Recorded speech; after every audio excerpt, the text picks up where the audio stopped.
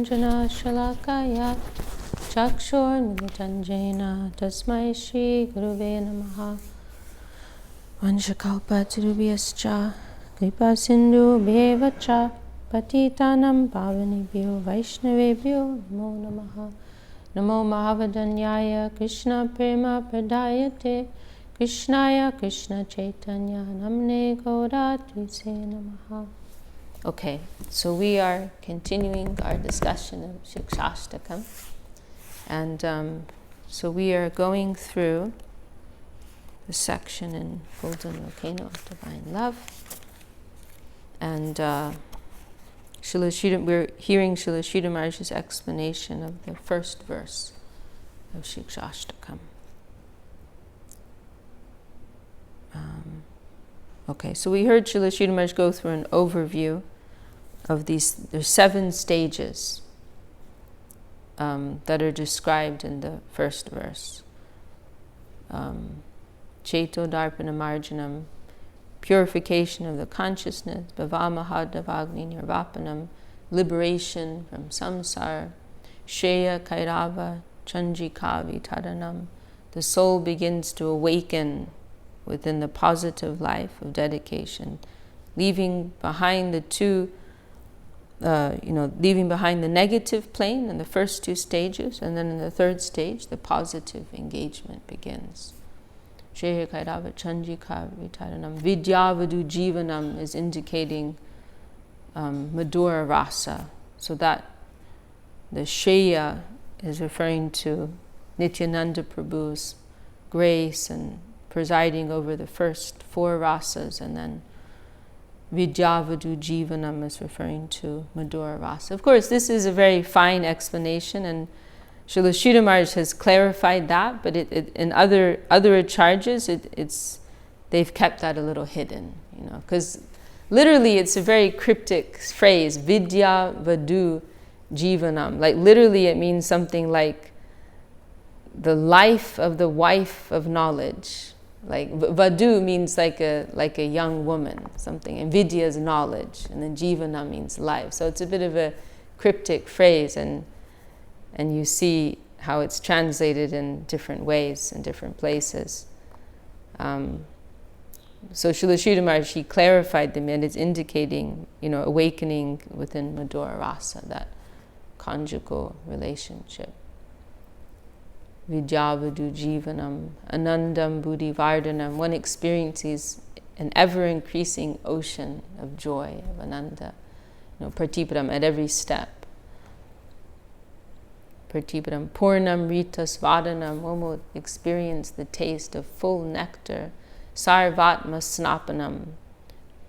Every aspect, every phase of our existence will be completely purified and satisfied.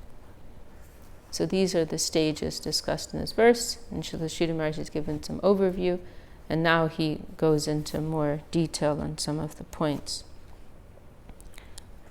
So,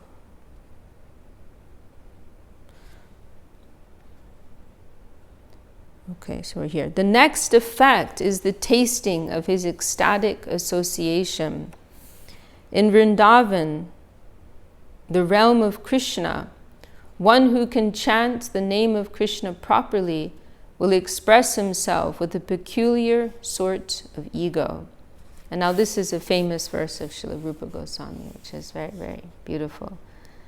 Tunde tandaviniratim vitanute tundavali labdeye karna kroda kadambini gatayate karna arbude vyaspriham cheta prangana sangini vijayate sarvenjyanam kritim no jane janita kyadbir amritai krishneti varnadvai.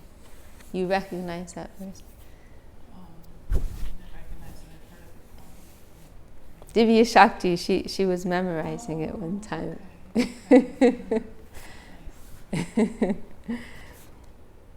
When the holy name of Krishna appears on the lips of a devotee, it begins madly dancing. Then the name takes over and handles him, as if the person to whom the lips belong loses all control over his lips, and the devotee says, With one mouth, how much can I gather the ecstasy of the holy name? I need millions of mouths to taste its unlimited sweetness. I'll never feel any satisfaction by chanting with only one mouth. Then when the sound Krishna enters the ear, he feels that transcendental sound awaken in his heart. What are 2 ears, he thinks. This is the greatest injustice of the Creator. I need millions of ears. Then if I could hear the sweet name of Krishna, my heart might be a little satisfied. I want millions and millions of ears to hear the sweet name of Krishna. This is the temperament of a devotee when his attention is drawn towards the holy name. Then he faints, he loses himself, merging in an ocean of ecstasy and joy. And in great disappointment he says, I failed to understand the quality and quantity of the substance of Krishna's name. I am perplexed.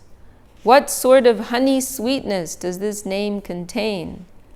In this way, the chanter of the name wonders. No jane janita kyadbir amritai krishneti varnadvai. I mean, there are only 2 syllables in this name. And I don't know how much ecstasy is within just these 2 syllables of Krishna. Like, how is it possible so much nectar could be within these 2 syllables? I don't know how much is there, what is there. This has been taught to us by Sri Chaitanya Mahaprabhu, who said, properly chant the holy name, the sound representation of absolute sweetness. That sweetness is also to be found in the flute song of the Lord. The sound of Krishna's flute has the great mystic power of capturing and pleasing everyone and everything. Upon hearing the sound of Krishna's flute, the Jamuna's current is paralyzed. The sweet sound of Krishna's flute attracts the birds, the trees, and the beasts. Everything is astounded by contacting the sweet vibration from Krishna's flute. Sound vibration can work miracles. Sound has the highest capturing potency. Sound can make or mar. It can do anything. It has such intrinsic capacity. It comes from the subtlemost plane beyond the ether. And this is something that, nowadays it's like, there's a lot of interest in that. And there's a growing, understanding and exploration of the power of sound, there's sound healing on the positive side, but sound can also be used as a weapon, So like Srila Sridhar Maharaj is saying, can make or mar. It is extremely powerful. That universal sound is absolute sweetness and goodness. So, if there's power in this material sound, then what to speak of the power within, divine sound that is descending. How much power is there, how it can capture us. Like a blade of grass, we may be played by the current of that sweet sound in such a way that we cannot even trace out our own personality. We may lose ourselves there, but we do not die. The soul is eternal.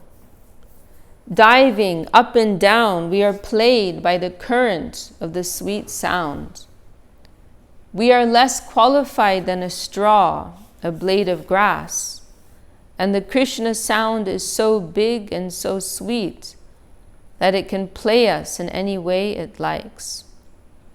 We cannot begin to conceive how much power is in the name, the sound which is identical with absolute goodness and sweetness. Sri Chaitanya Mahaprabhu says, Don't neglect the sound which is one and the same with Krishna. Absolute sweetness and goodness, everything is there within the holy name. And the holy name is representing itself to us in a very cheap way. Nothing is required to purchase it. No money, no physical energy. All these things are unnecessary. What is required? Sincerity. One who simply takes this divine sound sincerely will be so enriched that no one will be able to conceive of so much goodness and development. And anyone may have it very cheaply, but one must chant sincerely with his whole heart. Of course, wholehearted sincerity presupposes going to a proper agent, a saint, and getting the holy name from him. Shri Krishna Sankirtan is praised by Sri Chaitanya Mahaprabhu, the inaugurator of the Sankirtan movement, who came as Radha Govinda combined. His advice is most valuable and necessary to tell us that with a sincere spirit, we must come to join the Shri Krishna Sankirtan, the most purifying transcendental sound, which effects liberation, gives all fulfillment, and grants us such a positive attainment that we lose ourselves in the ocean of joy and inconceivable sweetness. This is Sriman Mahaprabhu's grace, and he proclaims, "Let Shri Krishna Sankirtan be expanded into this mortal world, that it may benefit everyone infinitely, for this is the highest and greatest benefit for the whole world. It is all comprehensive. It releases us from all sorts of troubles, establishing us in the highest position of attainment." And in this present degraded age of Kali, only Nam Sankirtan can help us. Of course, Nam Sankirtan is beneficial in all ages, but it is especially recommended in Kali Yuga, because in this age, all other attempts will be opposed by many forces. Nam Sankirtan cannot be opposed by the troubles and waves of this material world, so one must adopt it. If we exclusively give ourselves to this, we will gain the highest fulfillment of life. There is no necessity of any other campaign, for they are all defective and partial. But the most universal, captivating, and beneficial thing is Nam Sankirtan, which takes us to the highest goal. That alone can satisfy everyone. All souls that are now disconnected from Krishna may be helped in this way. No other movement is necessary. Sri Chaitanya Mahaprabhu tells us, exclusively devote yourself to this. It is all-embracing and all-fulfilling. And you can achieve it with the least trouble and least energy. Let it flourish in this Kali Yuga. Let it flourish for the welfare of the whole universe, to re-establish all souls in their normal position. In the last verse of Srimad Bhagavatam, the conclusion of the book is given as follows. Nama Sankirtanam Yasya Sarva Papa Pranashanam Pranamo Dukkha Shamanas Tam Namami Harim Padam. Pap means all anomalies, all undesirable things, sin. Material enjoyment and liberation are also included as anomalies, sinful activities.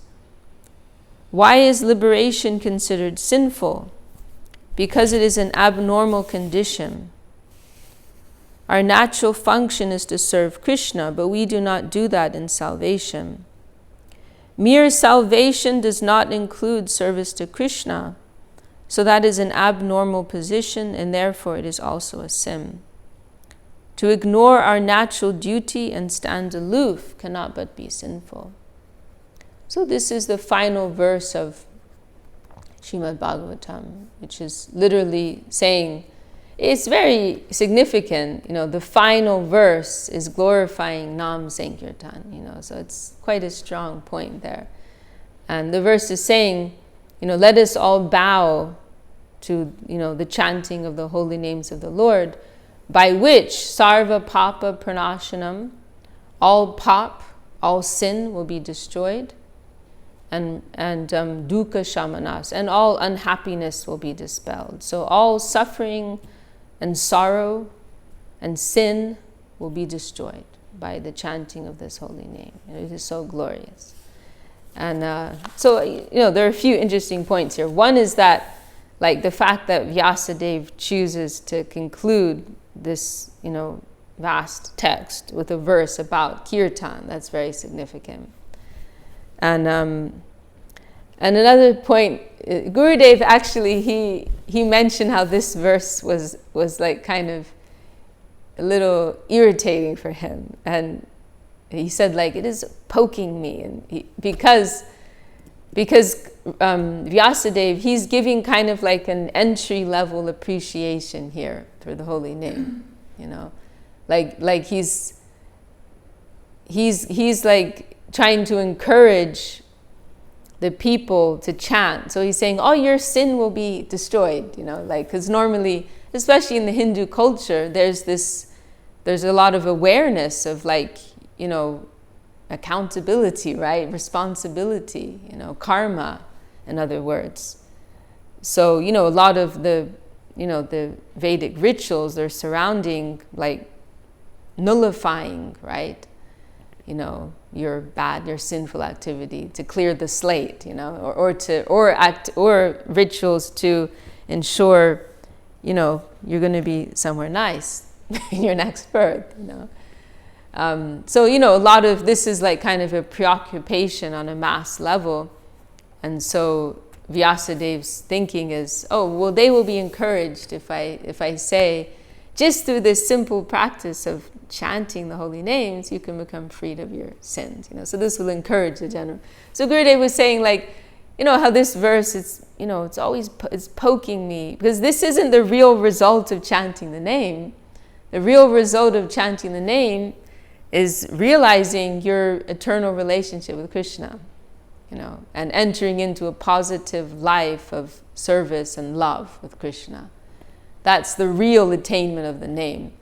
And this is, as Haridas Thakur points out, you can be liberated just by chanting Namabhas, which is a shadow of the name. Like, before you even get to chanting the pure name, you can achieve liberation through just a shadow of the name, a reflection of the name. That's how powerful. So why do we have to, like, why there's not, like, this, from a higher level, this verse doesn't have any place, actually. Why would, that doesn't even need to be said. It's not meaningful, But Gurudev said, but I understand why Vyasadeva did that, because he wants to encourage the general people, But now here, Srila Sridhar Maharaj, he's appreciating this he's taking a deeper, he's extracting a deeper layer of meaning here by the word pop, and that he's saying, like, Vyasadeva is actually indirectly referring to the positive attainment, because pop, he's saying, doesn't only refer to what we normally conceive of as pop or sin in this world, but it includes the desire to be free from pop, the desire for liberation, because that is also sinful. That's also a kind of sin, in the sense that it's unnatural, it's abnormal. As Srila Sridhar Maharaj says, to stand aloof, like, to ignore our natural duty, that's also a kind of sin. So Srila Sridhar Maharaj is extracting a deeper meaning here, which harmonizes everything. So, it can be read in different ways.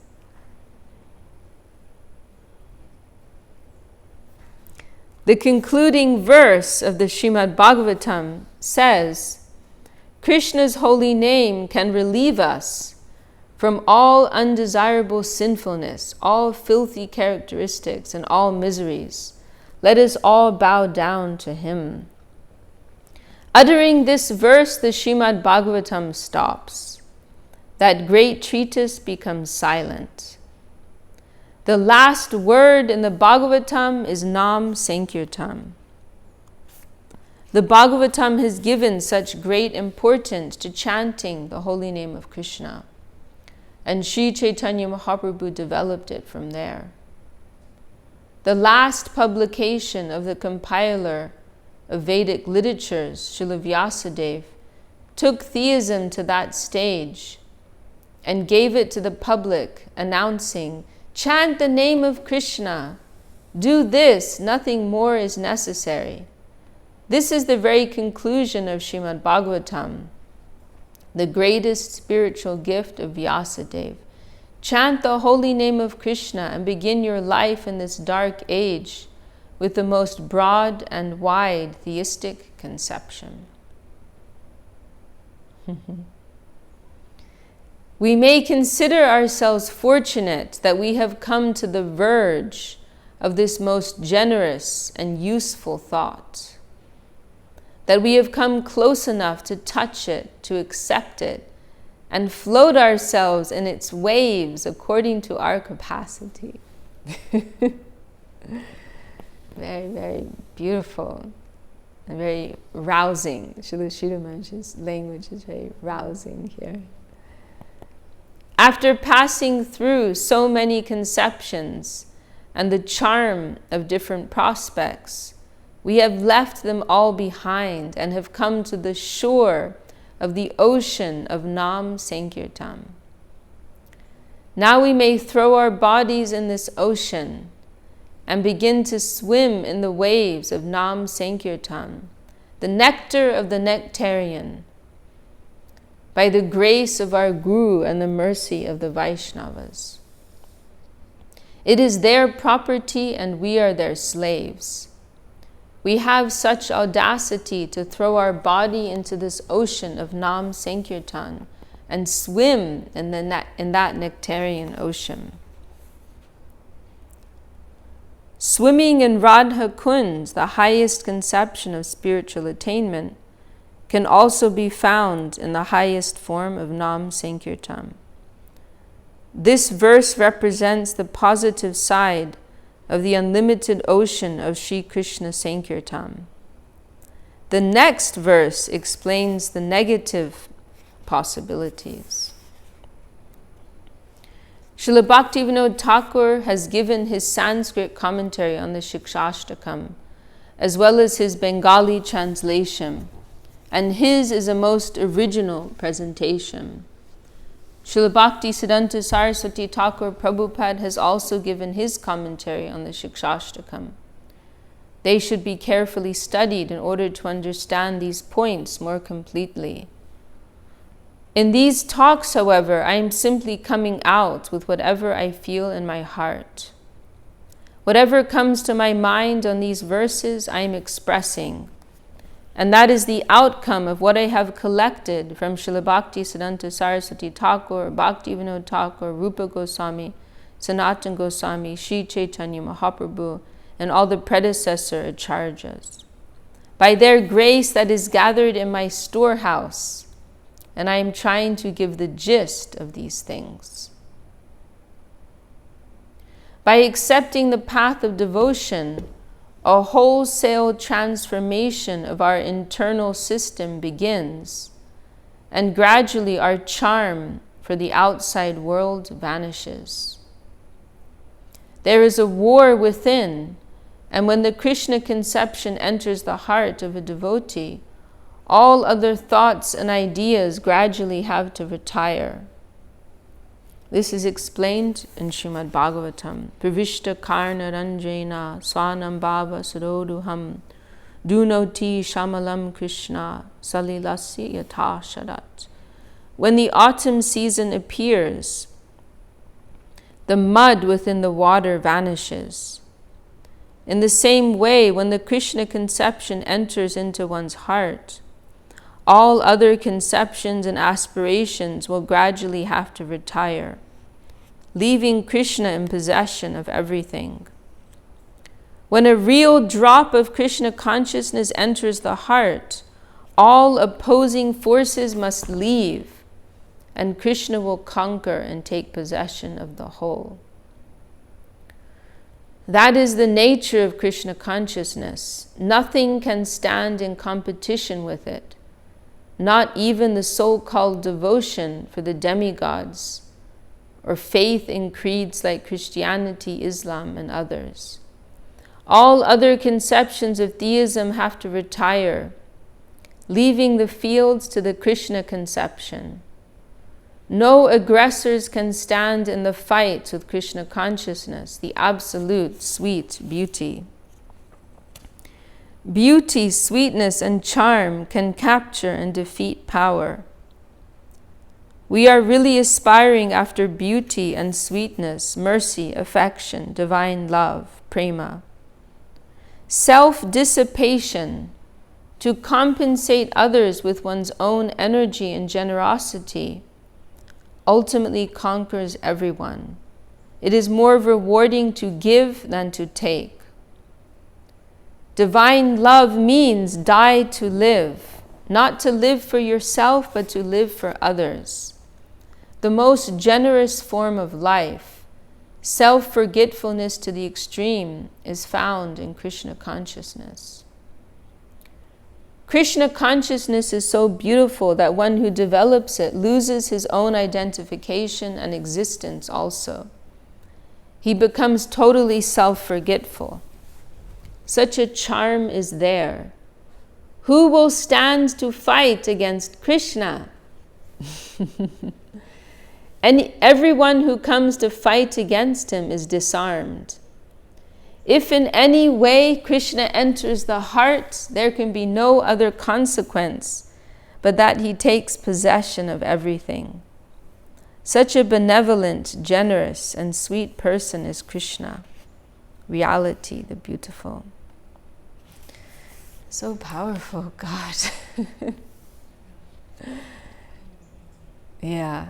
And this is all Srila Sridhar Maharaj just expressing his heart very spontaneously. I was just thinking about that, like, he actually sat and was speaking those words.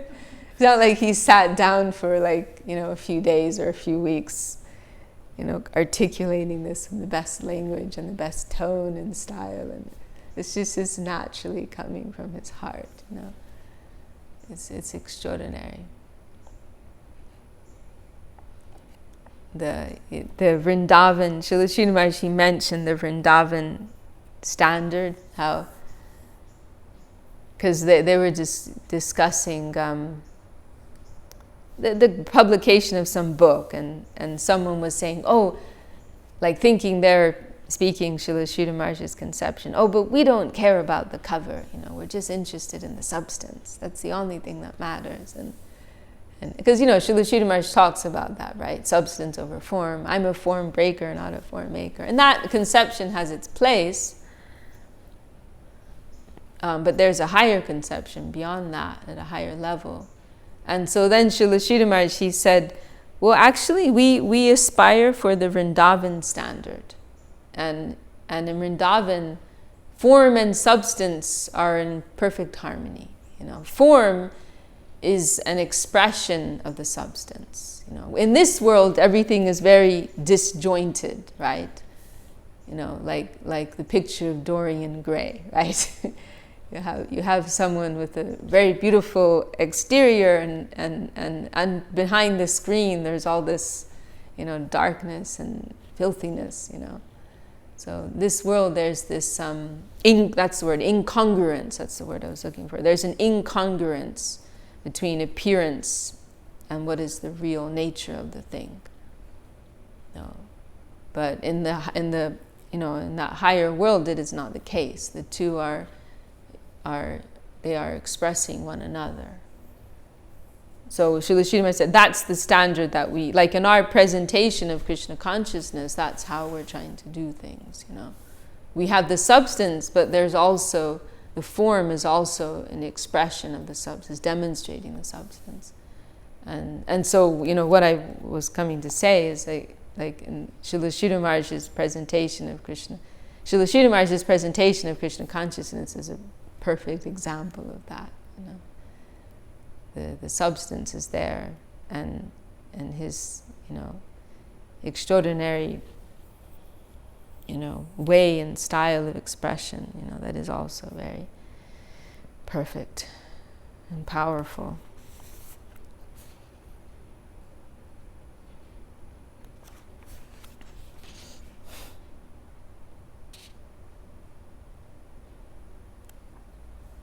Okay, so that's the end of this section on the first verse of the Siksastakam. And then the second verse, we can maybe, I feel like we're a little too short. I'll just read the following a few verses from Chaitanya Charitamrita, and then tomorrow we can.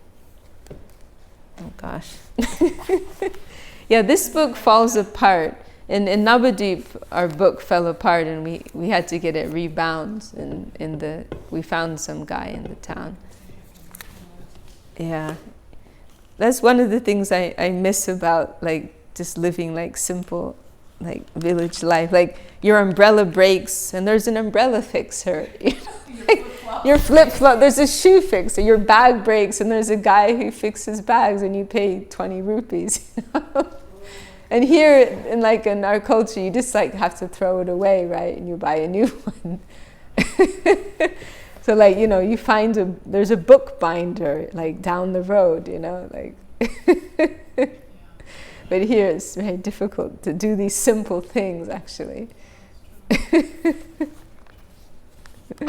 Where would you even find that person? I have no idea. In Austin, no idea. It would be some specialist thing, and you have to pay a lot of money for it. But maybe I can work something out simple, just with super glue and tape, or I don't know. Okay, so I'll just read a few verses here, and then we can conclude with that. So we heard the verse, and then first verse. Sankirtan hoite pap samsar nashan chitta shuddhi sarva bhakti sadan udgam. By performing congregational chanting of the Hare Krishna mantra, one can destroy the sinful condition of material existence, purify the unclean heart, and awaken all varieties of devotional service. So chitta shuddhi, this is, purification of the consciousness. This is something that's, there's so much emphasis put in yoga systems, But here, as we were mentioning yesterday, this is just the first, most basic, of the results of chanting the holy name. Exactly. It's a this actually offends some of these people. They get offended. It's like an insult to them, that occasion when Haridas is explaining, just through a shadow of the name, you can get moksha. And there's a guy in the audience who's utterly offended by that. There are people who may spend hundreds, thousands of lifetimes performing severe austerities, and if they're lucky, they may attain moksha. And you're saying that just through a shadow of the name, you can get it.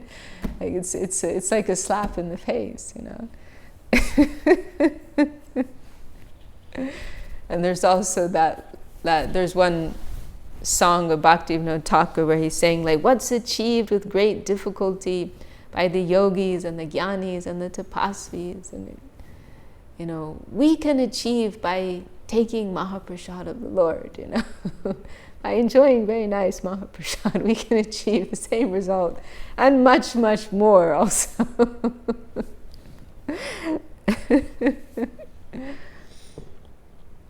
Krishna Premodgam Premamrita Swadan Krishna Prapti Sevamrita Samudre Majan. The result of chanting is that one awakens his love for Krishna and tastes transcendental bliss. Ultimately, one attains the association of Krishna and engages in his devotional service, as if immersing himself in a great ocean of love. Utilo Vishaddonya Podaya Panchlok Jaharta Shunisab Jaiduka Shok. Lamentation and humility awoke within Sri Chaitanya Mahaprabhu, and he began reciting another of his own verses. By hearing the meaning of that verse, one can forget all unhappiness and lamentation. Nam Nam, so this is the second verse of Siksastakam. Nam Nama Kari Bahuda Nija Sarva Shaktis Tacharpita Niyamata Smadane Nakala Itajashi Tava Kripa Bhagavan Mamapi Durdaivam Ijisham Ihajani Nanuraga. My Lord, O Supreme Personality of Godhead, in your holy name there is all good fortune for the living entity, and therefore you have many names, such as Krishna and Govinda, by which you expand yourself. You have invested all your potencies in these names, and there are no hard and fast rules for remembering them. My dear Lord, although you bestow such mercy upon the fallen conditioned souls by liberally teaching your holy names, I am so unfortunate that I commit offenses while chanting the holy name, and therefore I do not achieve attachment for chanting. So this is the second verse, and we can hear more and have more discussion on that. So the first verse is like the thesis, and the second verse is the antithesis. Like, here's this beautiful attractive signboard, what's possible, and the second verse is, why we're not there. And why is that? I don't have any desire for it. We're being offered everything, nectar on a golden plate, as Gurudev has expressed. But we don't have any desire for it. Like the golden key has been given to us, but we don't appreciate it. Ihajanina. This is the difficulty. So we can discuss that more tomorrow. Jai Shri Chaitanya Charitamrita ki Jai, Shri Krishna's Kaviraj Goswami ki Jai. You want to sing, TV?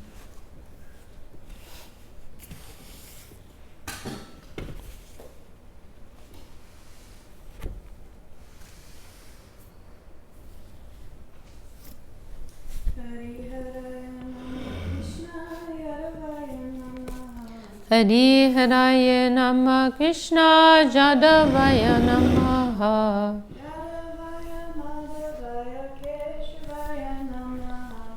Jadavaya Madhavaya Keshavaya Namaha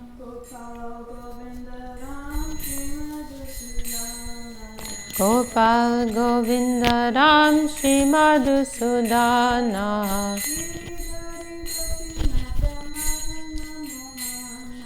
Giri Dhari Gopinata Madana Mohana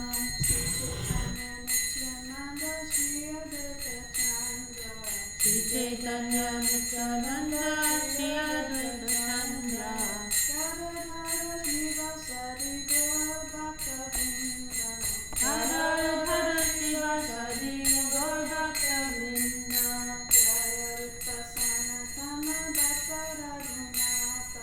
Jaya Rupa Sanatana Bhatta Raghunatha Shri